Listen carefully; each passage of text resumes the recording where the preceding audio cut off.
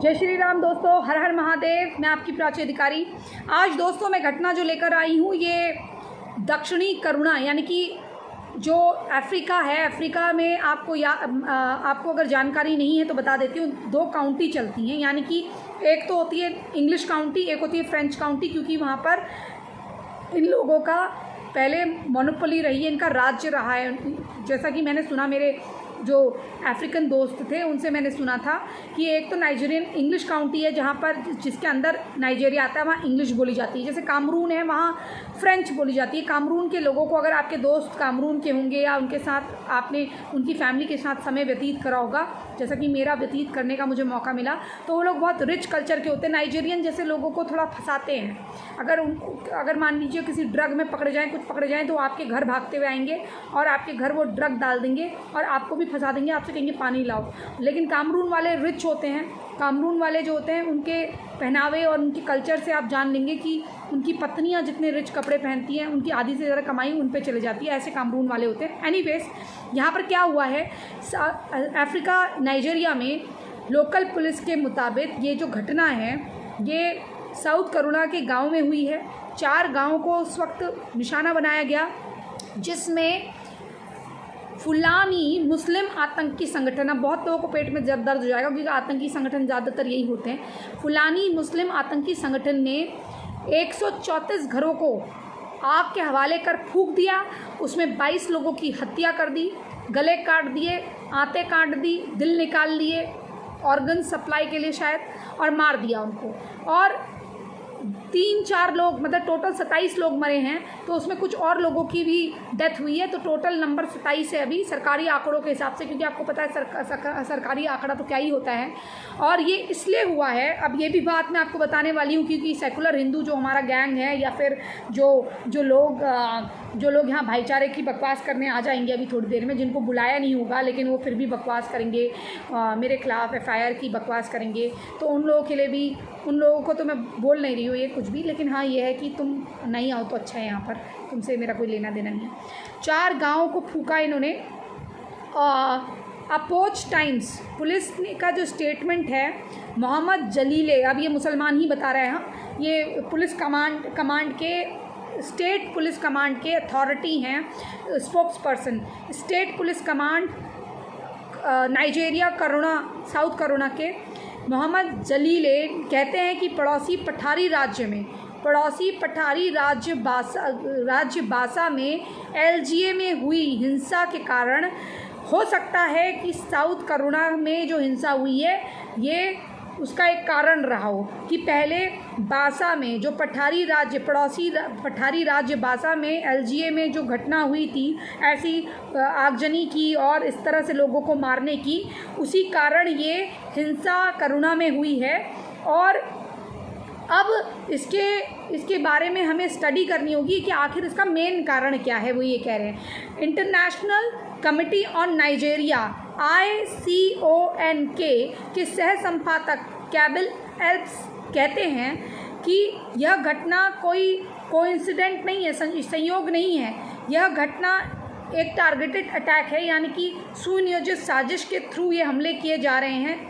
हर हफ्ते, हर महीने और कभी कभी प्रत्येक दिन भी ये ऐसी घटनाओं को अंजाम देते रहते हैं। इन मुस्लिम आतंकियों के निशाने पे हमेशा गैर मुस्लिम लोग रहते हैं, और इनका मेन कारण ये है कि ये व्यवस्थित क्राइम करते हैं। इनका क्राइम ये क्राइम क्या करते हैं कि जहाँ जहाँ नॉन मुस्लिमों की आबादी है, जैसे ये क्रिश्चियन गांव थे, तो क्रिश्चियन गांव में ये उनकी ज़मीनों को हथियाना चाहते हैं। जैसे यहाँ हमारे भारत में ज़मीन जिहाद करते हैं ना, जगह जगह जाके मज़ार बनाते हैं, और या फिर कब्ज़ा कर लेते हैं। इनको किराए में घर दो तो कब्ज़ा कर लेते हैं, लड़कियों को भगा के मकान मालिक की ले जाते हैं।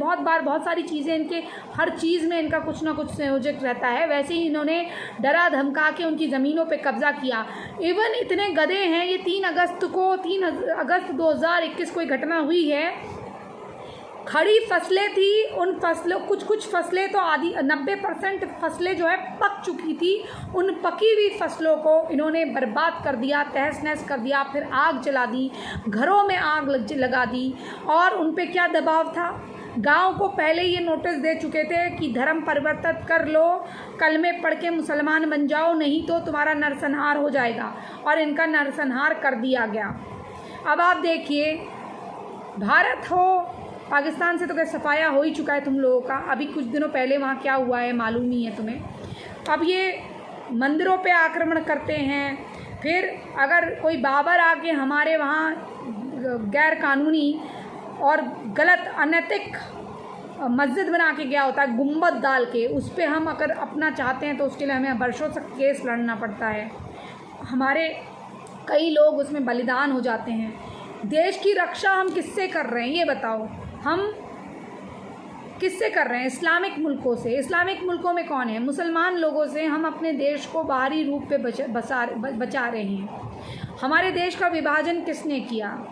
मुसलमानों ने किया 99.9% वोट देकर। फिर यहाँ क्यों रह गए? ये भी एक सोचने वाला विषय है। इसलिए रह गए क्योंकि जो बाकी का बचा कुचा था उसको तोड़ के उसमें दारुल इस्लाम करना था या दारुल इस्लाम करना था, जो भी था। तो आज ये भाईचारे की कस्में खाने वालों के निशाने पर तुम हो। ये जाति पाति का बीज तुम्हारे दिल पे डालकर नकली आईडी बनाकर यहाँ पर बकवास करते हैं।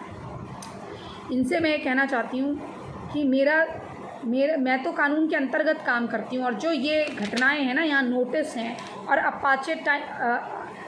अपोच टाइम्स की रिपोर्ट है, वहाँ के पुलिस का स्टेटमेंट है, जो दूसरी घटना मैंने बताई हैं उनके बारे में भी स्टेटमेंट है, छपी हुई घटनाएं हैं, सरकारी आंकड़े हैं ना। 89% क्राइम कौन करता है? सुप्रीम कोर्ट के जज कह के गए हैं। तुम्हें फंसाया नहीं जाता, तुम खुद ये काम करते हो। अब कोई गैंग रेप जावेद करेगा तो जावेद का नाम लिया जाएगा ना, नावेद का नाम लिया जाएगा ना। अब मैं राम श्याम कैसे बना दूँ? अब सलीम निकला तो सलीम निकला, राधे श्याम कैसे कह दूँ? पर हाँ, मैं तो भाईचारा बिगाड़ रही हूँ। जावेद तो गैंग रेप करके बड़ा भाईचारा करके आया है, 9 साल की बच्ची का सलीम जो है, मैंने भाईचारा बिगाड़ दिया है ना। वरना तुम तो बहुत अच्छे थे। मोहम्मद अली जिन्ना तो मैंने पैदा कर दिया था, भाईचारा तो उसने बहुत कायम करा था। कलकत्ता में करोड़ों मार दिए थे, है ना, भाईचारा तो मैंने करा था। सोमनाथ मंदिर तो मैंने तोड़ दिया था, भाईचारा तो बहुत करा था। अपने आप को बाबर और औरंगज़ेब बलात्कारियों की औलाद मानने वालों, डरती नहीं हूँ तुम्हारे बाप से, ठीक है ना। जाओ, गेट लॉस्ट। और ये जो घटना मैं लोगों को बता रही हूँ, ये देख लो, इनका हाल देख लो। अभी वहाँ सोमालियन मुस्लिम, अभी कुछ दिनों पहले की घटना है, अमेरिका में फिर उन्होंने हिंसक हमले करे हैं कुछ दुकानों पर। अब आप देखिए ये लोग कितनी घटनाओं को अंजाम दे रहे हैं, किस तरह से बात कर रहे हैं।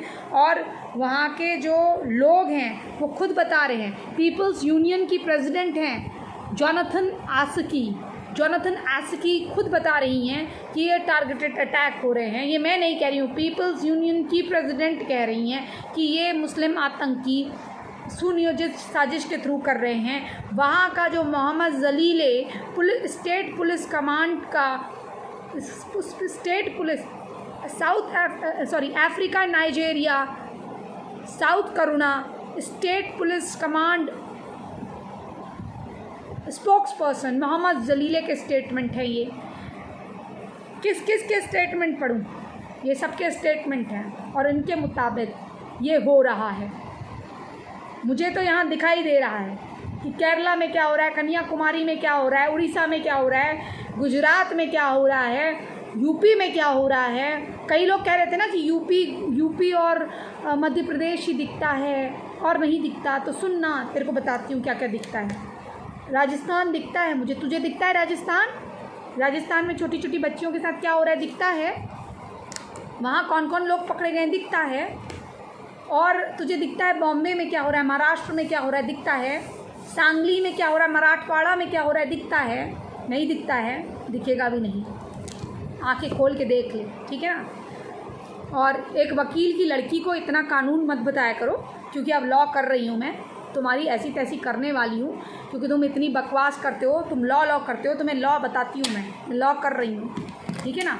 मैं लॉ कर रही हूँ, तुम्हें बताती हूँ। तुमने ह्यूमन राइट्स के नाम का बार बार ह्यूमन राइट्स करके लोगों हिंदुओं को प्रताड़ित किया और हमेशा आतंकियों के लिए खड़े हो गए। अब आतंकी को, सेना वाले आतंकी को मारेंगे, उसको RDX पहना दोगे, सेना वाला उसे घसीट के लाएगा तो कहोगे देखो वो आतंकी था, वो भटका हुआ नौजवान था, लेकिन उसके अपने राइट्स थे, उसको पकड़ के लाना चाहिए था। हाँ, उसको पकड़ के लाओ ताकि तुम्हारे मंसूबे वो हो जाएं, पूर्ण हो जाएं, और ताकि वहाँ जो 8, 10, 20 जवान हैं, एक आतंकी की मौत पे 20-30 जवान बलिदान हो जाएं, है ना, वो RDX फट जाए, एक्सप्लोजन हो जाए। इतने गधे नहीं होते, कानून तुम्हारे हिसाब से काम नहीं करता। जो डिफेंस एजेंसीज़ होती हैं अपने हिसाब से काम करती हैं। और तुम्हारी जानकारी के लिए बता दूं, बचपन में खेल कूद के बजाय मेरे घर के बगल में होमगार्ड की ट्रेनिंग चलती थी। उनकी ट्रेनिंग भी पुलिस जैसी होती है, ऐसे ऐसे चलना होता है ना, ऐसे मैं 2 किलोमीटर तक चल सकती हूँ। थोड़ा गैप लेना पड़ेगा, लेकिन 1 किलोमीटर तो बिना रुके चल सकती हूँ, चाहे धीरे चलूँ, ठीक है, इनसे चल सकती हूँ। पैर स्ट्रेच हो जाते हैं। ब्लैक बेल्ट हूँ, कुंफू सीखा है मैंने, ठीक है। और अगर ये कहो कि ब्लैक बेल्ट की श्रेणी में ना भी रखो, तो तुम ये कह सकते हो कि उस लेवल की मार्शल आर्ट आती है मुझे। थोड़ी बहुत तलवार भी चला लेती हूँ, इतना सीखा है सेल्फ डिफेंस के लिए। लेकिन भाई साहब, जब आपके पास इतनी सारी भीड़ आ जाए, ये इतने सारे पेट्रोल बम लेकर, ये लेके, तब तुम क्या करोगे? इसीलिए हिंदुओं को कहती हूँ कि तैयार रहा करो। जब तक प्रशासन अपना काम करेगा, जब तक वो लोग आएंगे, तब तक अपनी डिफेंस तो कर सको। ये तो सरकार ने कह रखा है ना। अब ताहिर हुसैन तो कहता है कि शटर पे गीला पानी डाल कर, उसने जो लिखा है, शटर पे गीला पानी डाल कर करंट लगा दो। अब हिंदू भी तो इतना सीख सकते हैं ना अपनी सेल्फ डिफेंस के लिए। बाकी तो ये तुम्हें भाईचारे का पाठ पढ़ाते रहेंगे, क्योंकि इन्होंने अपनी माँ बहनें बेच दी हैं उनको। पर मैं तो भाईचारे का कोई पाठ नहीं पढ़ा रही हूँ, क्योंकि भाईचारा के नाम पर बहुत धोखा हुआ है। 1943 या 1944 में बहुत बड़ी कॉलोनी बनी इस्लामाबाद में, बहुत बड़ी। उसके बाद क्या हुआ, उनको नहीं मालूम था कि इतनी बड़ी कोठियाँ बनाने वाले लोग 47 में वहाँ से खदेड़ दिए जाएंगे। तो इसलिए थोड़ा औकात में रह के बात करा करो। यहाँ तुम किसी अनपढ़ गंवार से बात नहीं कर रहे हो, MBA कर रखा है मैंने, और यहाँ इतनी सारी लड़कियों के बीच में नर्सिंग के लिए भी एनरोलमेंट हो गया था न्यूजीलैंड में, ठीक है। और तुम जैसे गधे और जाहिल गंवारों से मुझे बहस नहीं करनी, मुझे अपने भाईचारे का पाठ मत बताओ। अगर तुम्हारी इतनी औकात है तो लाओ निकालो 2-4 करोड़। इतनी औकात है तुम्हारी, चलो निकालो। तुम बात करते हो मैं पैसे कमाना चाहती हूँ, इससे पैसे कमाऊँगी ये यूट्यूब से, है, चल निकाल 2-4 करोड़। बकवास कर रहा फालतू की, आ जाते हैं भौंकने के लिए यहाँ पर। चलो हिंदुओं, जो सनातनी हिंदू हैं उनसे रिक्वेस्ट करती हूँ मैं कि अपना सहयोग दें। सहयोग मतलब आपको पता है क्या करना है, अपने कमेंट के माध्यम से जो भी घटना मैं आपको बताती हूँ उसके बारे में लिखना है, और उसके बारे में मुझे बताना है कि आप क्या सोचते हैं इस घटना के बारे में, और क्या हमें भारत में भी ऐसे जो गली कूचों में मुस्लिम आतंकी संगठन जो हैं, जो इस तरह के सिमी और इसके एजेंट जो काम कर रहे हैं, जो कुकर बम बनाते हैं, जो इतनी चीज़ें करते हैं, क्या इन पे हमें सतर्क होकर रहने की ज़रूरत है? या ताहिर हुसैन जैसे लोग जिनको आप अपने वोट देकर पार्षद बनाते हैं, क्या ऐसे लोगों को हमें चुनने से बचना होगा? क्या हमें ऐसे पढ़े लिखे लोग चाहिए जो हमारे लिए कोई अच्छा कार्य कर सके, या हमें ऐसे लोग चाहिए जो बांग्लादेशी सप्लायर हों और फिर आपसे वोट लेके आपको ही गंगा जल के नाम पे तेजाब मंगा के मारें, या आपकी बिजनेसेस को जलाएं? क्या सोचते हैं आप इस बारे में? लिखिएगा मुझे। इसी संदेश के साथ मैं प्राची अधिकारी आपसे विदा लेती हूँ, और सिर्फ सनातनी हिंदुओं का जो भरतवंशी हैं, भारत से जिनके पंथ का जन्म हुआ है, बौद्ध, सिख, जैन, और जो आंखें खुली हुई हैं जिनकी, ठीक है ना। और एक बात मैं खुली बोल के जा रही हूँ, शायद कुछ हिंदुओं को बुरा लगे, मेरे लिए जो पत्थरबाज है वो भटका हुआ नौजवान, मेरे लिए नौजवान भटका हुआ नहीं है। वो उसको सब पता है, वो 500 रुपये में अपना ज़मीर बेच के देश के ख़िलाफ़ साजिश कर रहा है वो बॉम्ब भी पहन सकता है, लेकिन मेरे लिए जो खालिस्तानी है ना, वो खालिस्तानी अगर, क्योंकि जैसा ये कहते हैं कि इनका बुरे से बुरा हमारे हिंदू से अच्छा है बोलते हैं, वैसे ही मैं बोल रही हूँ। अगर मेरा जो खालिस्तानी सिख हैं, अगर वो देश से गद्दारी ना करें और देश का साथ दें, तो मैं उनको भी अपना भाई मानती हूँ, क्योंकि वो भी हमारे सनातन के पंथ के हैं और वो भटके हुए हैं, ना कि ये भटके हुए हैं। अब ये सरदारों की नाम की आईडी बना लेंगे, पर इन मूर्खों को नहीं मालूम कि हमारी जो सुरक्षा एजेंसियां होती हैं उनके पास ऐसे ऐसे चीज़ें होती हैं कि 2 मिनट में तुम्हारा पता लगा लेती हैं कि तुम कहाँ से और किस झोपड़ी से ये ईमेल और ये मैसेजेस लिख रहे हो। इसलिए मत उलझो, मत उलझो। जय जय हिंद, जय जय भारत, वंदे मातरम, जय श्री राम। हिंदू अपना समर्थन दें।